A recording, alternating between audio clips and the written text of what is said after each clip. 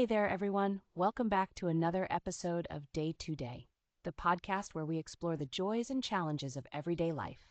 I'm Emma. And I'm Alex. Whether it's personal growth, navigating relationships, or just tackling the chaos of the day, we're here to talk about it all and hopefully help you along the way. So grab your coffee, tea, or whatever keeps you going. And let's dive into today's episode. Hey everyone, welcome to today's podcast. We're diving into a topic that sounds like it's straight out of a dramatic romance novel: trauma infatuation, or as some might call it, pathological infatuation. So get comfy as we unravel this roller coaster ride of emotions. Oh, what a ride it is! You're talking about that friend we all have who just can't break the cycle of dramatic relationships, aren't you? It's like watching someone binge their favorite TV drama again and again. Exactly. It's kind of fascinating how people can become so hooked on the highs and lows of these emotionally charged connections. It's not love, though. It's more like an infatuation that feeds on a mix of unmet needs and imagined characteristics. Right. And it's not just about the person they're infatuated with. It's more about the push and pull of the dynamic, the obsession with their own internal script where drama reigns supreme. Do you think it's like living inside a movie with all these heightened emotions? Absolutely. But let's break it down. Trauma infatuation often originates from deep-seated unmet needs.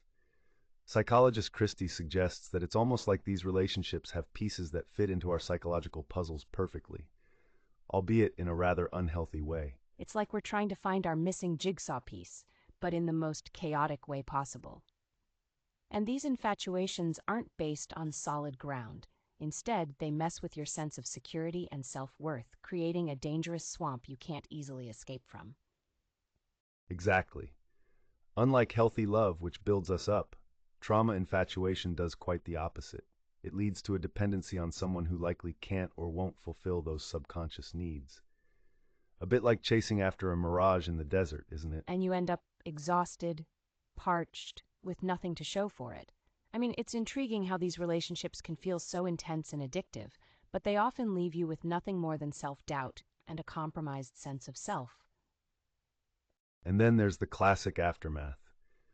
Once you've finally gotten the person's attention, if you ever do, the thrill's suddenly gone, and you're left wondering why you wanted it so much in the first place. It's very much a case of be careful what you wish for, isn't it? You might think getting what you want is the answer, but often it just reveals how unsatisfying that reality actually is. And I guess that's why so many people struggle to break out of these cycles. It becomes an endless loop of pursuit and withdrawal, each time hoping for a new ending. But breaking free from it isn't easy. I've read that we sort of become stuck at the emotional age we were when we first got hurt. There's this inner child that just keeps going back looking for healing. Which is why awareness is key. Recognizing these patterns is the first step, right? You can't jump out of a play if you don't realize you're acting in one. True. Transitioning to healthier relationships is like taking off rose-colored glasses. The world becomes less dramatic, but also more real and stable. And that's where true connection lies. There's definitely a learning curve here. It's about growing comfortable with the mundane and finding beauty and stability instead of chaos. Yes, and real love is far more cooperative. It's mutual, enhancing each person's self-worth rather than tearing it down. The relationship should be a source of strength and not a battleground. So, for anyone out there who's recognizing themselves in this pattern, the message is clear. It's never too late to start looking at love with a fresh perspective. But it's also important not to be too hard on ourselves. Falling into these patterns can be an unconscious attempt to heal old wounds. Self-awareness and compassion are your best allies. Indeed.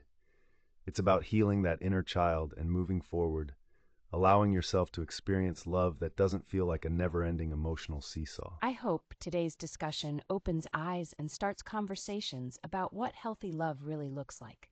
Remember, it should uplift you and not feel like a struggle. And on that note, let's wrap it up with this thought. True love doesn't have to be an emotional roller coaster.